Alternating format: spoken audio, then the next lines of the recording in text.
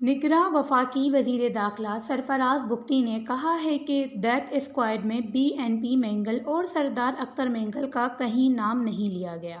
اگر یہ خود اپنے آپ کو ان کے ساتھ جوڑنا چاہتے ہیں تو یہ ان کی اپنی مرضی ہے۔ ایوان بالا کے اجلاس کے دوران سینیٹر محمد قاسم کے نقطہ اعتراض کے جواب میں سرفراز بگٹی نے کہا کہ اختر مینگل پچھلے 5 سال کے دوران حکومتوں کا حصہ رہے ہیں، بلوچستان حکومت میں بھی شامل رہے ہیں۔ اس وقت متعلقہ فارمز پر انہوں نے لاپتہ افراد کا مسئلہ کیوں نہیں اٹھایا؟ انہوں نے کہا کہ BNP مینگل نے لاپتہ افراد اور ڈیتھ اسکواڈ کے معاملے پر دھرنا دیا۔ قدوس بزنجو کی وزارت اعلیٰ کے دور میں بلوچستان حکومت کا بھی غیر اعلانیہ حصہ رہے، PTI کے اتحادی رہے، PDM کی حکومت میں بھی شامل رہے اور ڈیتھ اسکواڈ میں BLA شامل رہے، جبکہ ڈیتھ اسکواڈ میں BLA شامل ہے جس نے 5000 بے گناہ شہریوں کو شہید کیا۔ انہوں نے بتایا بلوچستان میں پنجابیوں، اساتذہ، پروفیسرز اور ڈاکٹرز کو شہید کیا گیا، جن میں 30 سال تدریس کے شعبے سے وابستہ رہنے والے پروفیسر ناظمہ طالب بھی۔ نگراں وزیر داخلہ کا کہنا تھا کہ BLA نے اس واقعے کی ذمہ داری قبول کی اور وہ دیگر واقعات کی بھی ذمہ داری قبول کرتی رہی ہیں۔